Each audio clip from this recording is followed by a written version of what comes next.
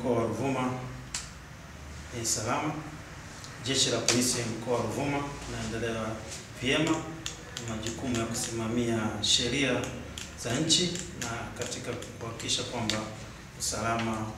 wa raia na mali zao unakuwepo.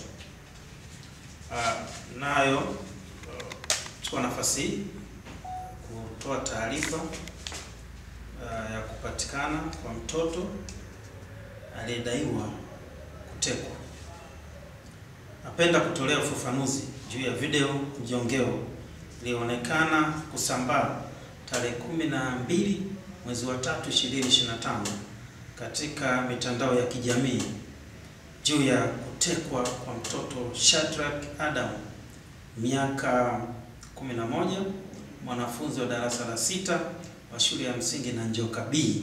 iliyoko Tunduru na kupelekwa jijini Dar es Salaam, taarifa ambayo sio ya kweli. Ukweli wa tukio hili ni kwamba tarehe 10 mwezi wa 3 2025, kwa mujibu wa maelezo ya mama mzazi wa mtoto huyo, kwamba majira ya saa 1 usiku huko kijiji cha Nanjoka wilaya ya Tunduru, mtoto Shadrack Adam alitoroka nyumbani kwa mama yake mzazi aitwaye Tatu Mbwana baada ya kuiba shilingi 9,000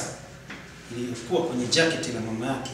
kisha kwenda kwenye stendi kuu ya mabasi Tunduru na kupanda basi la kampuni ya Selulu inayotoka Songea kuelekea Dar es Salaam na kushikia stendi ya Mbezi Dar es Salaam tarehe 11 mwezi wa 3 2025. Mtoto huyo alianza kuzuazurua eneo hilo la stendi ya mabasi Mbezi, na ilipofika majira ya saa 3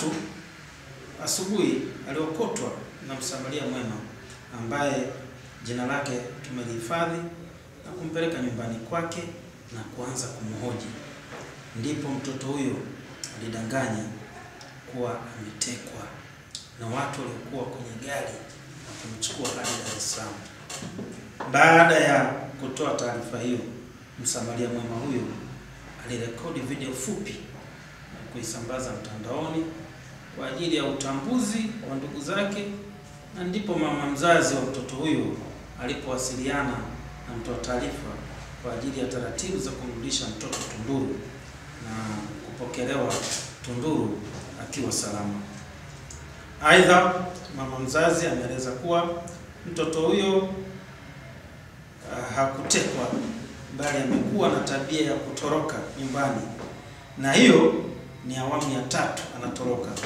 Mara ya kwanza alitoroka na kwenda Dar es Salaam, mara ya pili alitoroka na kwenda Masasi, na mara hii ya 3 tena ametoroka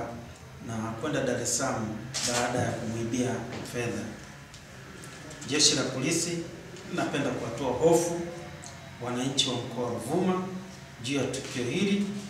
kuwa mtoto huyo hakutekwa,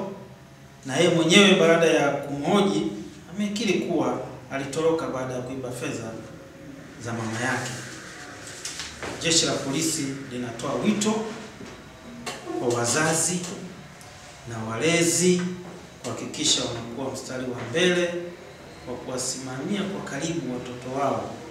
na kuwachukulia hatua mapema hawajakomaa, na kwamba hakuna utekaji wowote wa aina yoyote katika mkoa wetu huu.